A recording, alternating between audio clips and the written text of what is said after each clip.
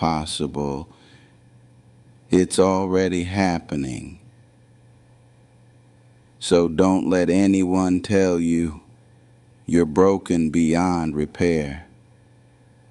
Child, you're a living testimony. Take one more slow breath with me. Inhale strength. Exhale peace. Now hold this truth. Healing is not a race. It's a rhythm. It moves through time, through generations, through you. And just as you carry wisdom from those before you, you will pass healing to those who come after. That's generational healing, not perfect, but faithful, not instant, but lasting. And as this hour closes, you are not left alone. At 8 p.m., Jasmine Reed will meet you. She's younger, with the calm strength of Gen Z, but don't let her age fool you. She carries resilience in her bones. Where I have rooted you in heritage and wisdom, she will guide you through the practice of daily resilience, the small choices, the everyday tools that help you keep standing strong. So breathe once more. Inhale the blessing of those who came before.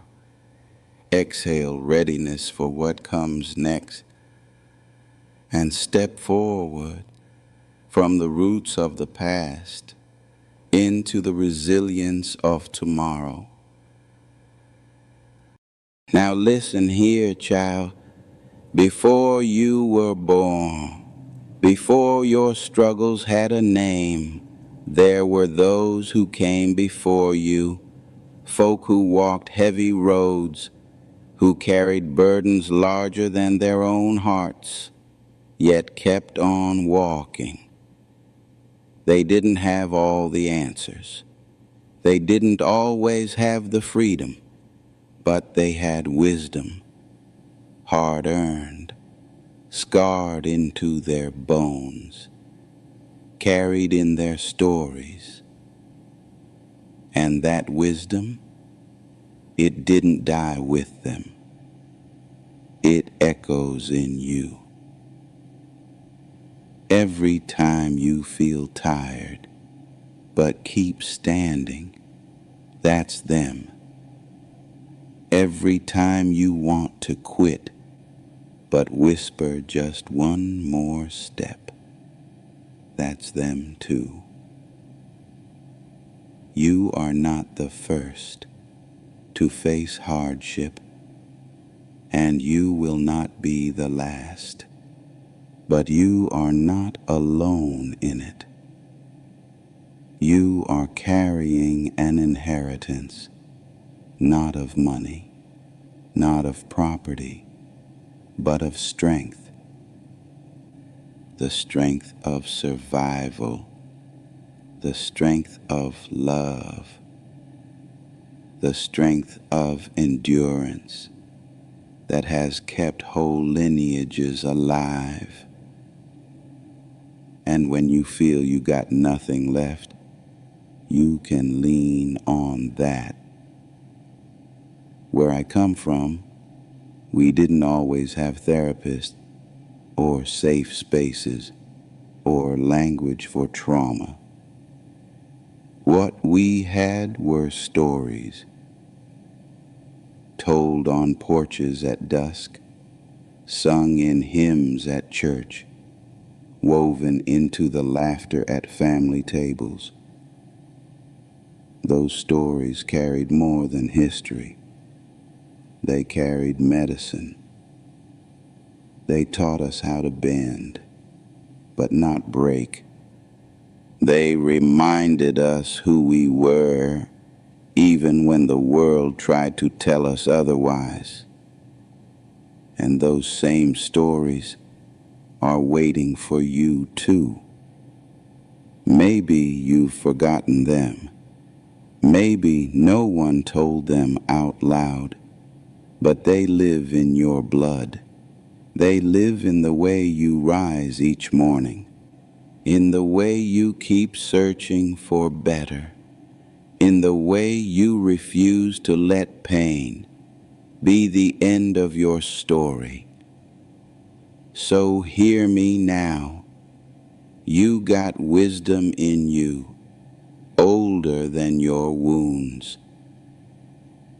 And if you pause long enough, quiet enough, brave enough, you'll hear it speaking, guiding you, holding you, reminding you that you come from people who knew how to survive storms. And if they could carry theirs, you can carry yours too. Now let me tell you something, child. The world will try to convince you that healing is a private thing, that you gotta fix yourself quietly in some corner, all by your lonesome. But that's not the way it's ever been. Back in the day, we healed in circles. When sorrow hit one person, the whole community showed up. They brought food, they brought songs, they brought prayer, not because they had the cure, but because presence itself was medicine. You weren't left to cry alone.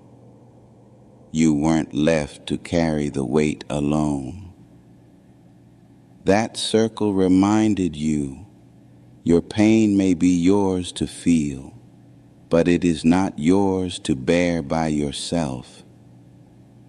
So let me ask you, who's in your circle today? Not everybody deserves a seat, but somebody does. Maybe it's a friend who listens without judgment. Maybe it's a mentor who sees the best in you. Maybe it's a faith community or a support group or even one steady person who reminds you you're not alone. And if you can't think of anyone right now, don't let that discourage you. Sometimes the first step is choosing to open the door for new people to enter. Healing doesn't happen in silence and secrecy. It happens when we let ourselves be witnessed, be held, be reminded. Because pain isolates, but healing calls us back into connection. So don't try to be a hero all by yourself. Reach for your circle. Even if it's small, even if it's just beginning, let it hold you. Because circles are how we survive, and circles are how we heal. Now let me tell you something, child. Words got weight. They can build you up, or they can break you down. Some of you still carry echoes of words spoken long ago. You ain't worth nothing. You'll never measure up. You too much. And ain't it something how those words linger longer than the moments they were said? But hear me now, just as words can wound, they can also heal. A blessing spoken out loud plants seeds in the soul, seeds of hope, seeds of strength, seeds that grow even in hard soil. The old folk knew this. That's why they prayed over us. That's why they laid hands, spoke life, declared protection. They understood. A spoken blessing can follow you long after the moment passes. Now, some of y'all never heard those blessings. Or maybe you heard more curses than care. But let me tell you, you got the power to speak blessings over yourself today. Doesn't matter how old you are. Doesn't matter what was missed before. The tongue still holds power. Try this with me. Place your hand over your chest. Take a slow breath and say softly, I am worthy of love. Breathe again. Whisper, I will not abandon myself. One more time. Let it roll off your tongue. My life carries purpose. You feel that shift? Even a little. That's the blessing taking root. And don't just say it once. Say it daily. Say it when you wake. Say it when you're weary. Say it until your spirit believes it. Because every blessing you speak is medicine undoing the poison all of words once spoken against you. The power to curse or bless is in the mouth. Choose blessing. Choose life. Choose healing words that carry you forward. Now let me tell you something, child. Long before we had therapists, long before books lined the shelves, with words like trauma and recovery, we had songs. Songs we sang in fields, songs we sang in church, songs hummed soft at night when the tears wouldn't stop. Those songs weren't just music, they were survival. Every note said, we still here. Every chorus reminded us, no chain lasts forever. Even now, when you hum a hymn or play that old record your grandma loved, you're not just passing time. You're tapping into medicine, because music don't just reach the ears, it reaches the soul. It reminds the body how to breathe again when life tries to choke you. And stories, oh, stories kept us alive too. We told 'em around kitchen tables, on porches at sundown, even whispered 'em to children so they'd remember who they are. Stories carried history when history books left us out. Stories carried identity when the world tried to strip it away. And most of all, stories carried healing. Because when you hear someone else say, "I've been through it too," your own pain feels less lonely. When you tell your story out loud, you take back power from the silence that once held you down. So don't underestimate these old ways, the songs, the stories, the rhythms that live in your blood. They are medicine. They are anchors. They are proof that your people made it through storms, and so will you. And if ever you forget, just sing a little louder. Just tell the story again. Just let the words and melodies stitch you back together, because healing don't always come in clinics. Sometimes it comes in a song. Sometimes it comes in a story. Sometimes it comes in remembering you were never walking this road alone. Now let me tell you something, child. This world'll try to shame you for resting.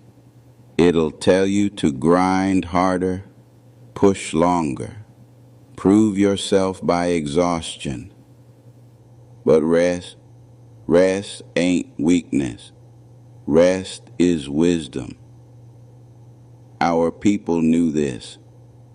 When the fields were heavy and the nights were long, they still found a way to sit, to breathe, to sing a lullaby before the next day came. Because they understood, if you don't rest, you don't rise. And you, child, need to know the same. Your body ain't a machine. Your soul ain't a factory. You weren't made to run non-stop. Rest is not time wasted. Rest is time restored. So let's practice this together. Close your eyes if you can. Let your shoulders drop. Take a slow inhale, like you're filling up with peace. Exhale soft, like you're laying down every burden. Now whisper to yourself, it's all right to rest. Again, slow inhale, exhale, and whisper, my worth is not measured by my hustle. One more time. Inhale deeply, exhale fully. Whisper, rest is my right. Let those words settle into your bones. Because the truth is, rest is resistance. It pushes back against every lie that says you gotta burn yourself out to be valuable. Rest is survival. Rest is sacred. And when you honor it, You're not just healing yourself. You're carrying forward the wisdom of those who rested when the world said they couldn't. So tonight, tomorrow, whenever the weight gets heavy, remember, lay it down, breathe it out, rest, child. It ain't weakness, it's the wisdom that keeps you whole. Now let me tell you something, child. Sorrow ain't just an intruder. It's a companion that walks with us through seasons of life. You lose someone you love. You lose a dream, a friendship, a version of yourself. And sorrow shows up, setting itself at your table. Most folks try to push it away, pretend it ain't there, hide the tears, smile when they're breaking inside.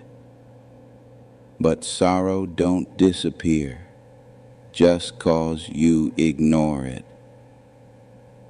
Truth is, when you invite sorrow to sit, to speak, to be heard, it becomes a teacher. It teaches you what mattered most. It teaches you how deeply you loved. It teaches you where healing still needs to come. Sorrow is heavy, yeah, but it carries lessons that joy alone could never teach. So here's what I want you to try. When grief rises, instead of shutting it down, welcome it gentle. Say softly to yourself, I see you, I hear you, you can speak.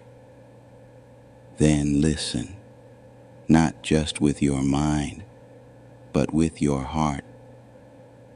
What does the sorrow point to? The love you had? The safety you lost? The dream still waiting? Let grief tell its story, and when it finishes, thank it. Because grief, though it hurts, is proof you lived, you cared, you dared to connect.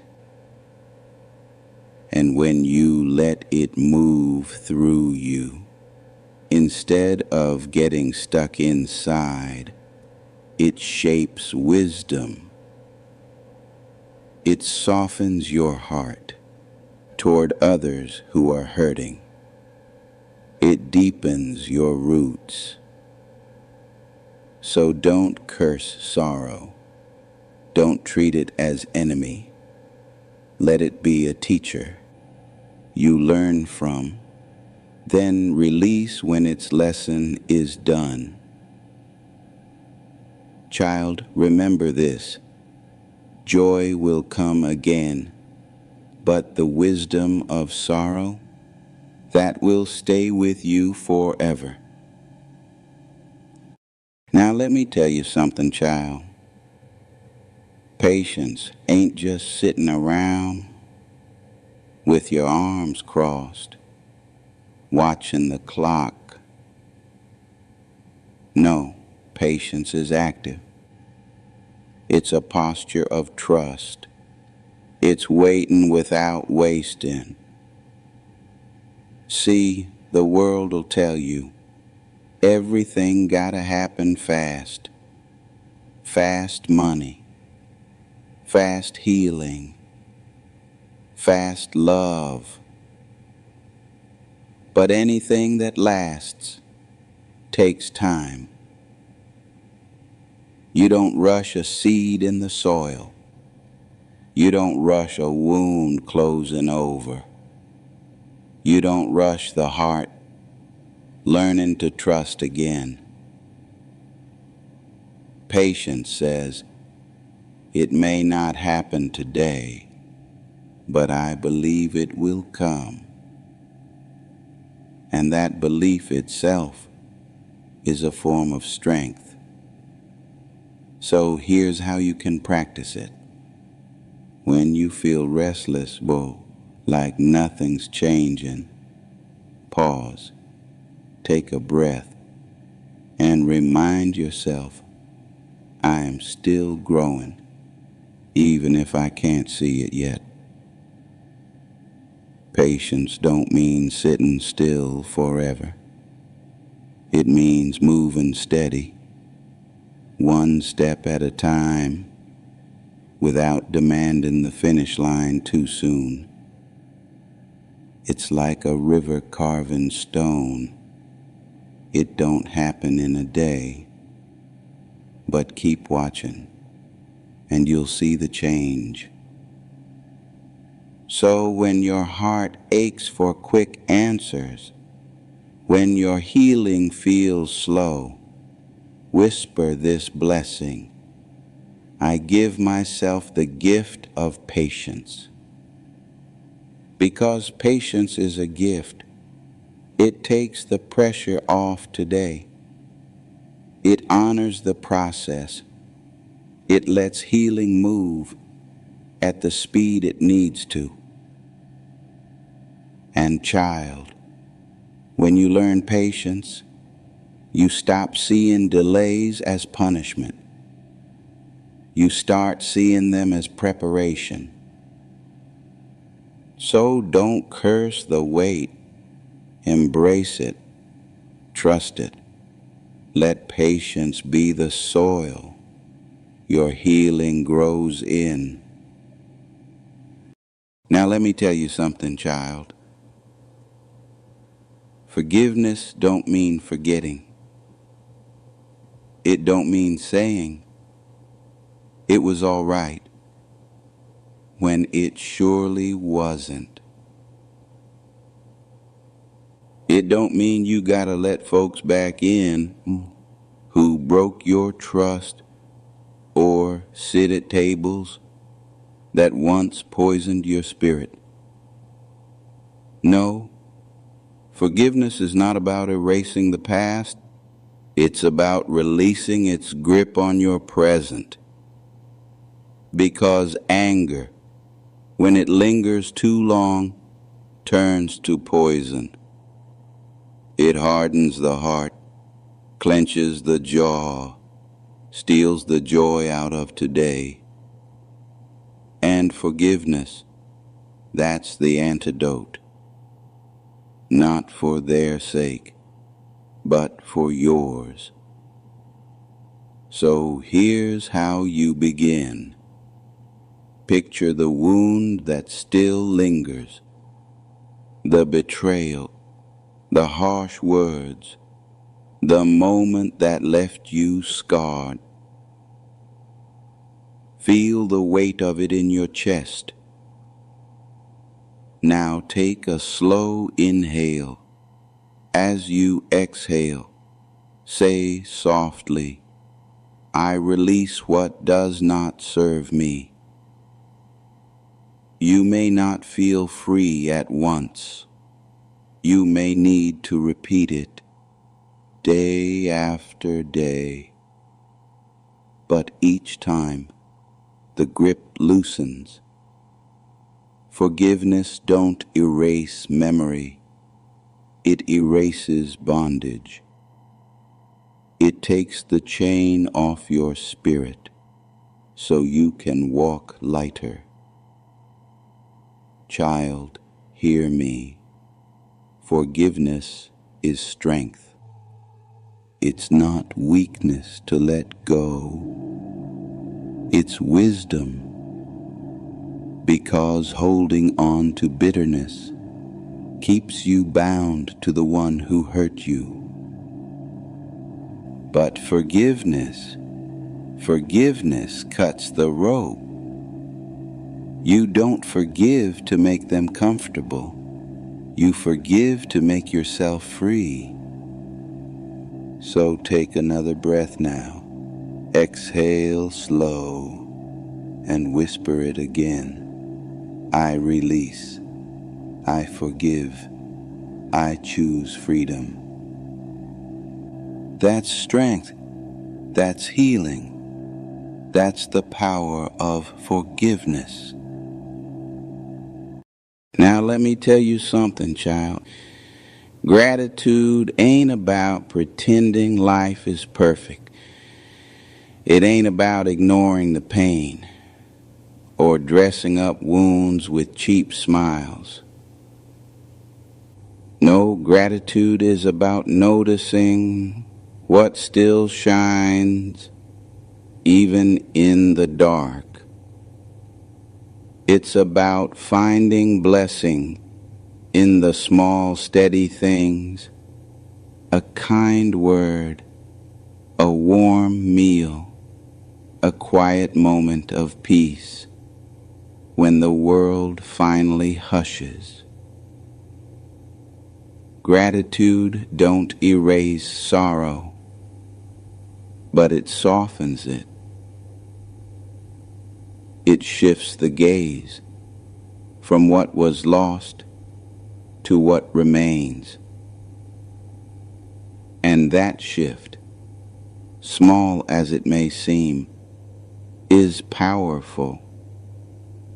It opens space in the heart for healing to take root. So, here's a practice for you. Each night before you rest, speak 3 things you are grateful for. They don't have to be grand. They can be as simple as, I made it through today. I heard a song that soothed me. I felt the sun on my face. Say them out loud if you can. Whisper them if you must.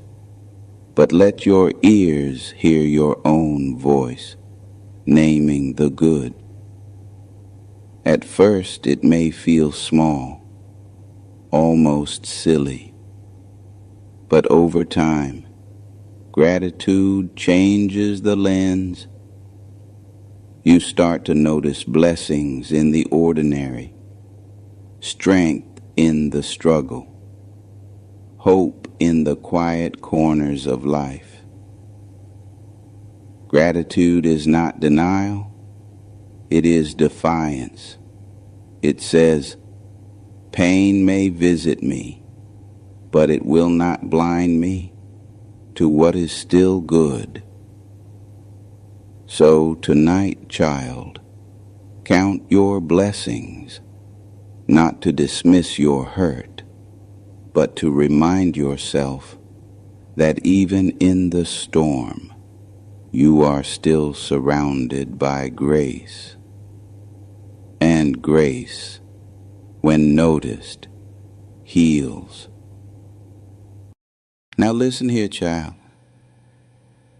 We done walked through sorrow, through patience, through forgiveness, through gratitude.